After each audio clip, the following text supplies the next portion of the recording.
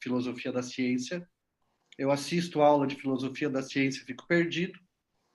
Mas eu me lembro de um professor de estatística que ele é psicólogo e ele dá palestras, é muito bom, cara.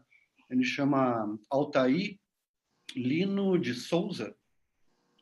E ele sempre diz isso, ele fala assim, vocês nunca vão encontrar a verdade, vocês só vão diminuir a sua dúvida, mas não vão fazer pesquisa se vocês quiserem encontrar verdades ou resolver incertezas.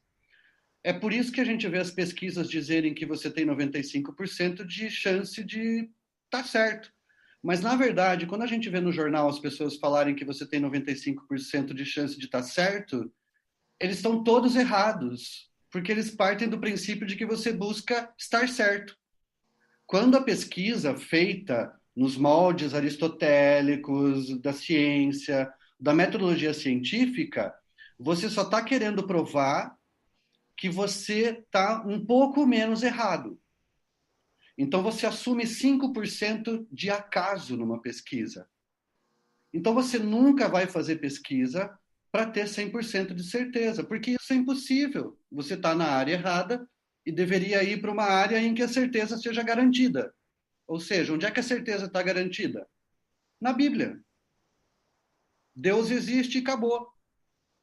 Então, quando a gente faz ciência, eu acho muito bom que a gente nunca esqueça de que a desordem, a incerteza, a dinâmica do ser humano, a insegurança.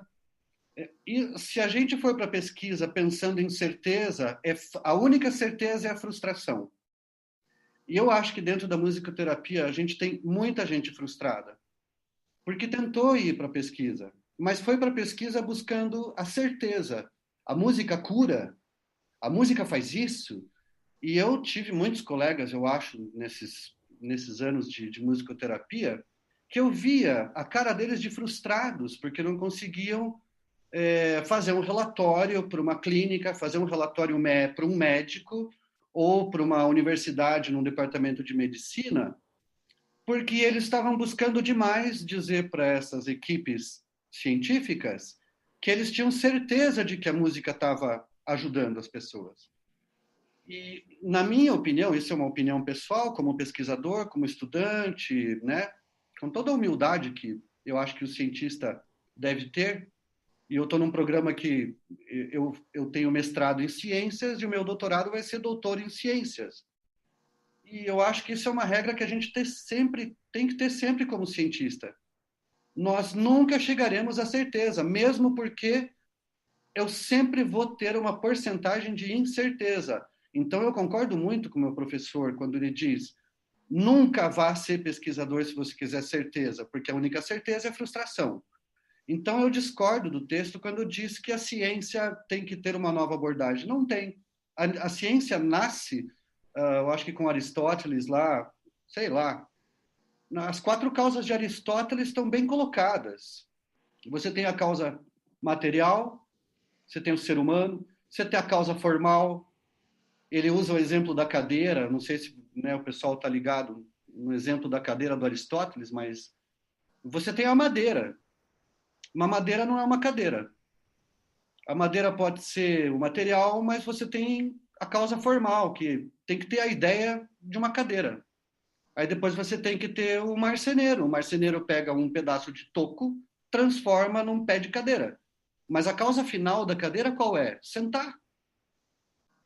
Então a ideia de cadeira já está lá, mas você tem que ter da árvore até chegar na cadeira, você tem um processo científico. A gente só está falando aqui na internet hoje porque algum cientista maluco foi lá pesquisar isso. A teoria da comunicação, a teoria da informação.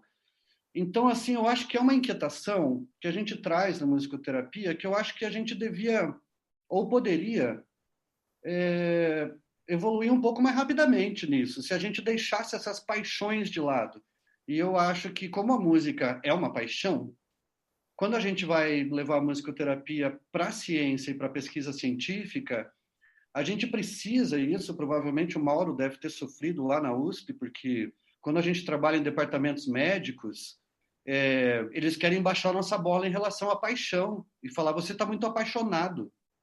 Enquanto você não conseguir controlar sua paixão e cair aqui no mundo real da clínica, eu quero estudar criança com TDAH que tem tais características, eu quero ajudar essas crianças como musicoterapeuta, eu preciso fazer uma formação científica, porque senão eu não precisava fazer metodologia científica. Eu não precisaria nem da academia, nem da faculdade, nem da universidade. Bastava continuar no palco e eu estava super confortável. Eu lembro da fala da Clara, quando fala do conforto, eu também me permita respeitosamente discordar, porque se tem coisa que me traz mais desconforto é o laboratório.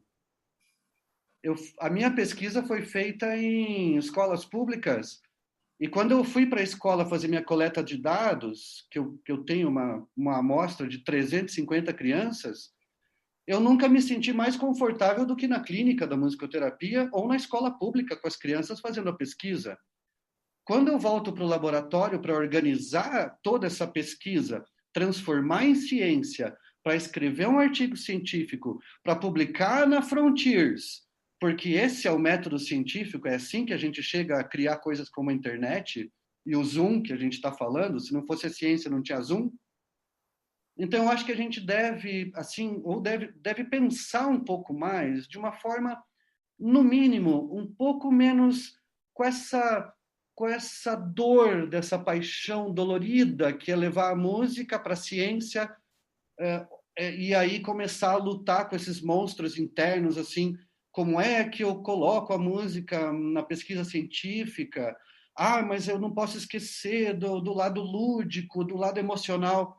Eu, assim, no meu pensamento, para concluir, eu acho que são temas complementares, e o que eu busco na minha vida acadêmica é, é uma visão complementar. Então, eu tenho o laboratório, o que, né, claro, me deixa muito mais nervoso do que a clínica, porque na clínica eu estou confortável, no laboratório eu tô tenso, eu estou com análise estatística de dados, eu estou estudando, eu passei o dia inteiro hoje estudando um negócio que eu não consigo entender direito de estatística, porque para entender o comportamento das crianças num programa de computador que eu criei para estudar o desenvolvimento sensório-motor das crianças.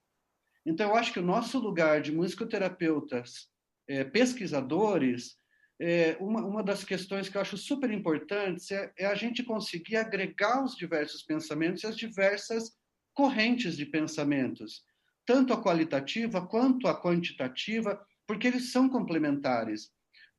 Basta a gente se desvestir dessa neurose que é, ai meu Deus, eu tenho que convencer o médico de que tem outros fatores ligados à música. Nós não temos que convencer ninguém, a gente tem que fazer o nosso trabalho. Quando a gente está fazendo pesquisa científica, a gente tem que sim seguir o método científico. Caso o nosso objetivo seja publicar um trabalho que tenha alguma evidência científica do que a gente se propôs, do que a gente fez, com as dúvidas que o Igor diz, com as perguntas que o Mauro diz, a gente vai abrindo, vai abrindo, vai abrindo, mas como diz a minha orientadora também, que ela é bióloga, a gente abre, abre, abre, depois a gente fecha, fecha, fecha. Não é que eu pego algo e começo a reduzir, reduzir, reduzir pelo método. Totalmente errado. Coitado do Descartes, né? Porque o pessoal malha o cara, mas não foi tentar entender o cara. Ele não é mal. Então, eu não brigo com os cientistas, nem com o pessoal. É a mesma coisa quando a gente estuda em musicoterapia. Nordorf Robbins, Bruxa, Tony Wigram, as abordagens de musicoterapia, eu não vejo as coisas como em caixas separadas. Eu vejo isso como um grande sítio, uma pousada onde a gente tem vários bangalôs ali, várias casinhas, e a gente se reúne para tomar café junto, a gente se reúne para almoçar, depois a gente volta para fazer nossas pesquisas e depois volta para as áreas comuns conversar. Eu acho que esse podcast é essa oportunidade que a gente tem de a gente ter várias visões e ser complementar. E não, eu não defendo uma coisa, não defendo a abordagem cartesiana, não defendo a abordagem, né, não tem humanista.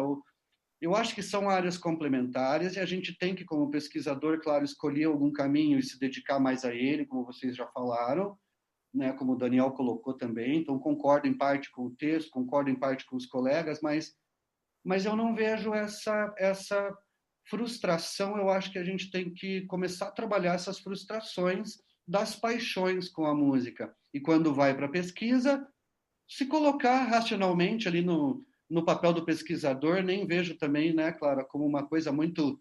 Eu acho que quando você fala dessa questão do... Parece que você está com uma roupa de gala, eu não me sinto numa roupa de gala por ser pesquisador ou cientista. Eu me sinto com a mesma camiseta rasgada.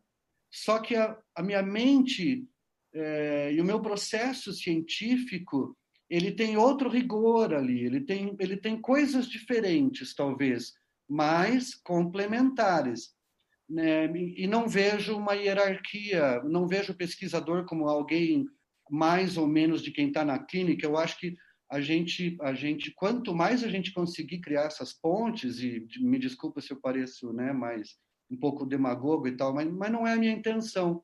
Eu acho que a gente precisa mais complementar, porque ninguém pode pensar em tudo sozinho. Então, enquanto um está desenvolvendo uma linha de pesquisa mais na linha do Igor, na linha com surdez, etc., né, o Mauro com Alzheimer, eu estou no neurodesenvolvimento infantil. Olha a riqueza disso. Então, eu acho que se a gente conseguir criar essas pontes e se comunicar melhor, vai ser melhor para a ciência da musicoterapia como um todo. Assim, essa é a minha ideia. Uau! Uau é a palavra que eu tenho para falar depois de toda essa conversa que vocês nos trouxeram aqui. E aqui eu fui anotando o que vocês foram falando, e eu estou tentando fazer aqui um fio de Ariadne, aqui, uma conexão com tudo que vocês disseram, que para mim eu acho que é o grande desafio, né? Mas eu fico tranquilo diante do que o Roger disse, que também a gente tem a nossa insegurança, existe o caos, existe a desordem. Sim, Gil, eu também estou aqui acompanhando, refletindo bastante sobre todos esses pontos de vista, né? Todos esses questionamentos e todas essas reflexões mesmo que foram instigadas aí a partir do texto que a gente trouxe e a partir das práticas, né, de cada um dos convidados. Mas assim, vou pedir uma pausa, inclusive já até passar aqui um recado para os nossos ouvintes. Por quê? Esse vai ser um episódio diferente do que a gente está acostumado a ter, né? A ouvir e fazer.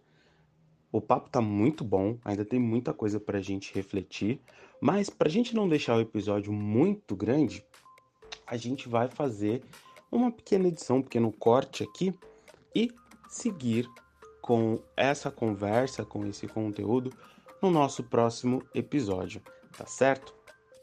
Então, quero já agradecer ao acompanhamento de todos vocês que estão nos ouvindo, né, por terem ouvido até aqui. Continuem com a gente, no nosso próximo episódio a gente vai continuar com essa conversa, ainda conversando com o Roger, conversando com o Mauro, com o Igor e com a Clara, aprofundando ainda mais todas essas reflexões e até trazendo um pequeno spoiler para vocês, a gente vai falar um pouco melhor sobre todas as questões que envolvem a disponibilização de um curso superior, né, de uma pós-graduação no formato stricto sensu para a musicoterapia, falar um pouco mais profundamente desse cenário de pesquisa científica, né, os principais desafios, quais são os maiores impactos e todas as dificuldades, além de algumas dicas para quem está pensando em investir, em iniciar ali seus projetos de pesquisa, tá? A gente resolveu dividir em 2 episódios esse conteúdo para não ficar um conteúdo muito extenso e cansativo para vocês em um único episódio e para facilitar, inclusive, todo o acesso, né, dessas reflexões que estão sendo propostas aqui. Então, deixamos aqui o nosso agradecimento aos convidados que aceitaram participar com a gente dessa conversa, mas principalmente queremos agradecer a vocês que estão nos ouvindo, que nos acompanharam esse episódio até aqui e vem nos acompanhando desde o início da produção desse podcast. Bom, então deixo aqui o convite para vocês continuarem nos acompanhando, continuarem ouvindo. Em breve a gente lança a segunda parte dessa conversa, que está muito interessante. E também faço o convite para vocês nos acompanharem em nossas redes sociais, né? Instagram, Facebook, Só pesquisar lá através o podcast, lembrando, através